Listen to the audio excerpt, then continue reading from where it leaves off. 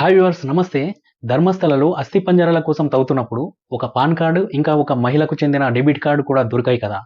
ఆ pan card, ఇంకా debit కార్డులు ఎవరివో పోలీసులు కనిపెట్టేశారు.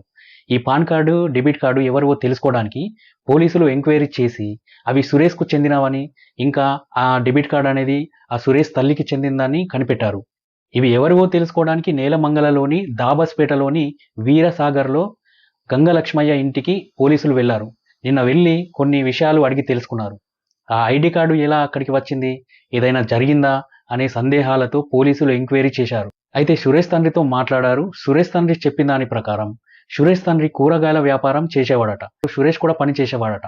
సురేష్‌కి ఇంకా పెళ్లి కాలేదని చెప్పాడు. ఈ సురేష్ 2 ఏళ్ల క్రితం ఇంటి నుండి వెళ్లిపోయాడంట. కానీ 1 సంవత్సరం వరకు ఇంటికి రాలేదంట. అసలు ఊర్లోనే లేడంట. అయితే 1 సంవత్సరం తర్వాత ఒకరోజు ఎవరో సురేష్‌ను ఒక దుకాణం ముందు తీసుకొచ్చి వదిలేశారంట. అతను అప్పుడు తీవ్రమైన అనారోగ్యంతో ఉన్నాడంట. అప్పుడు వాళ్ళ తమ్ముడు ఆస్పత్రిలో చేర్చాడట. కొన్ని రోజులకి ఆస్పత్రి నుండి తీసుకొచ్చారట.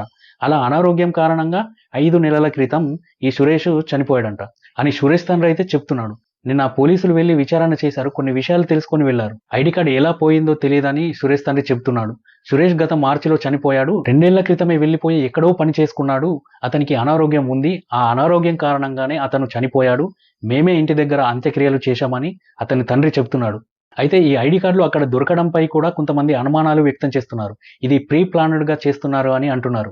అసలు అతని పాన్ కార్డు అక్కడికి ఎలా పోయింది అనేది పోలీసుల ఇన్వెస్టిగేషన్‌లో తేలాల్సి ఉంది. ఫ్రెండ్స్, ఈ సమాచారం మీకు నచ్చినట్లయితే లైక్ చేయండి. ఇలాంటి మరెన్నో ఇంట్రెస్టింగ్ వీడియోల కోసం సబ్స్క్రైబ్ చేసుకోండి. మరో ఇంట్రెస్టింగ్ వీడియోతో మళ్ళీ కలుద్దాం.